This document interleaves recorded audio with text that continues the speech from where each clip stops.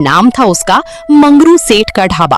पूरे गांव में मशहूर था, लेकिन मशहूर था गलत वजह से। मंगरू सेठ एक मोटा ताजा और घमंडी आदमी था। उसकी आंखों में हमेशा एक अजीब सी चमक रहती थी, लालच की चमक। वो रोज सुबह अपने ढाबे पर आता, मोटा हाथ फैलाता और अपने कामगारों पर चिल्लाता। अरे जल्दी करो, आज फिर लेट हो गए सब। क्या कर रहे थे रात भर, सोते रहे क्या? ढाबे पर 3-4 कामगार थे, लेकिन उनमें से एक अलग था, चिंटू। एक पतला सा 26 साल का लड़का, साफ आंखें, सीधा चेहरा। जो भी काम मिलता था पूरी ईमानदारी से करता था। चिंटू सुबह सबसे पहले आता था, रात को सबसे बाद में जाता था। बर्तन मांजना हो, सफाई करनी हो, मटन काटना हो, सब कुछ करता था, बिना एक बार भी नाक भौं चढ़ाए। लेकिन एक दिन की बात है, चिंटू सुबह जल्दी आ गया था। ढाबे का पीछे वाला दरवाजा खुला था। अंदर से एक अजीब सी सड़ी हुई बू आ रही थी। चिंटू रुक गया। उसकी नाक ने एक पल में ही सब बता दिया। ये क्या है? इसमें तो बहुत जोर की बू आ रही है। एक बड़े से टब में मटन पड़ा था, लेकिन वो मटन बिल्कुल ठीक नहीं था। उसका रंग बदल चुका था, थोड़ा काला, थोड़ा गीला, और उस बू ने चिंटू का पेट पलट दिया। ये तो मरा हुआ बकरे का मटन है, कल का नहीं, काफी दिनों का पड़ा हुआ लग रहा है। अगर ये लोगों को खिलाया तो सब बीमार पड़ जाएंगे। तभी पीछे से आवाज आई। चिंटू ने पलट कर देखा। मंगरू सेठ खड़ा था, हाथ कमर पर, आंखों में गुस्सा। सेठ जी, ये मटन ये तो बिल्कुल खराब हो गया है। देखो इसका रंग, और ये बो नहीं खिलाना चाहिए, लोग बीमार पड़ जाएंगे, बहुत बड़ी मुसीबत हो सकती है। देख चिंटू, आज तूने बहुत ज्यादा सोच लिया। तू काम से मतलब रख। मटन मेरा है, ढाबा मेरा है, मैं जानता हूँ क्या करना है। लेकिन सेठ जी, ये जहर की तरह काम करेगा लोगों के लिए। मैं ये नहीं कर सकता। नहीं कर सकता? ठीक है, तब यहाँ रहने की भी जरूरत नहीं है तुझे।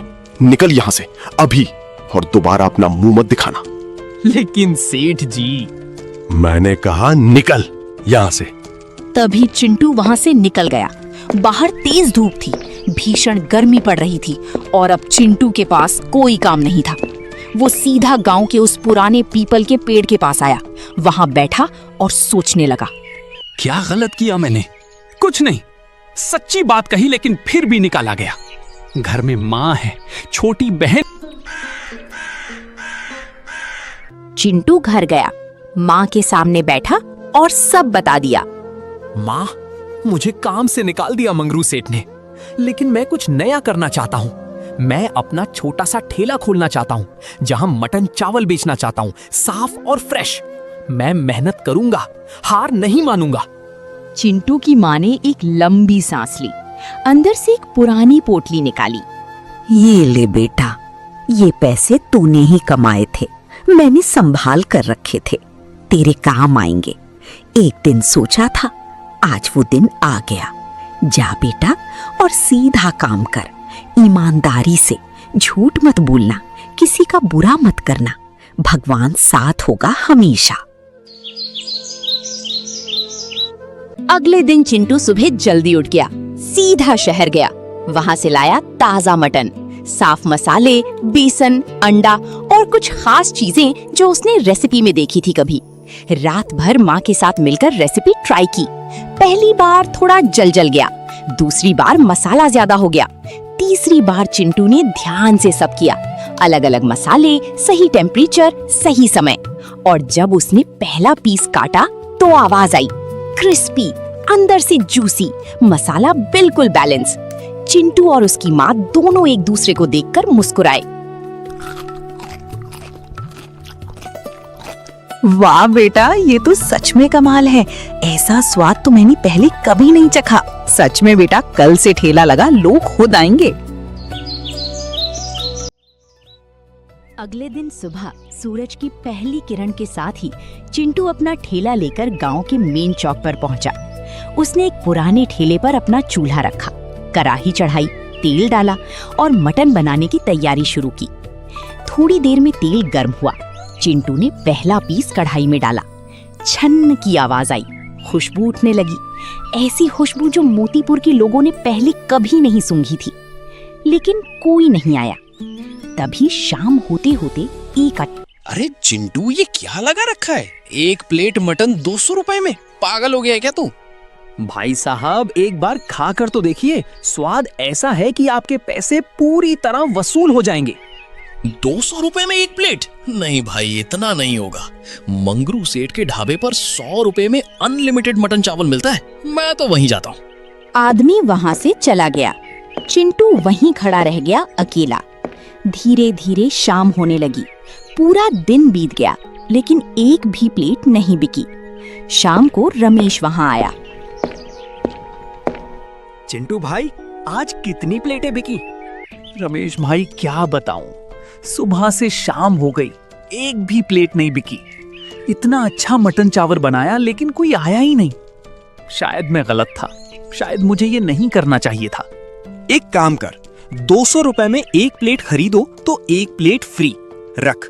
ये ऑफर सुनकर लोग लालच में जरूर आएंगे। पहले उन्हें स्वाद चखा, फिर वे खुद रोज आएंगे। लेकिन रमेश भाई, अगर 2 प्लेट देनी पड़ी तो मेरा तो नुकसान हो जाएगा ना। नहीं यार, पहले लोग आएंगे, स्वाद लेंगे, फिर रोज आएंगे, तब तू सामान्य दाम पर बेचना। शुरुआत में थोड़ा देना पड़ता है, बाद में बहुत मिलता है। चिंटू ने एक पल सोचा, फिर मुस्कुराया। ठीक है, कल से ये ऑफर लगाता हूँ। अगली सुबह चिंटू ने एक छोटा सा कार्डबोर्ड लिया। उस पर बड़े बड़े अक्षरों में लिखा, एक प्लेट खाने पर एक प्लेट फ्री, 200 रुपए में मात्र। उसने वो बोर्ड ठेले के आगे लगा दिया और फिर इंतजार करने लगा। आधा घंटा गुजर गया।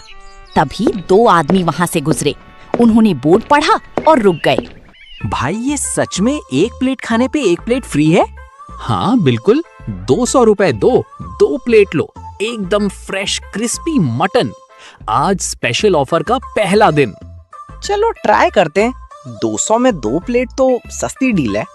चिंटू ने फुर्ती से 2 प्लेटें तैयार की। गर्मा गर्म मटन, चावल, प्याज और नींबू सब कुछ सजाकर उनके सामने रख दिया।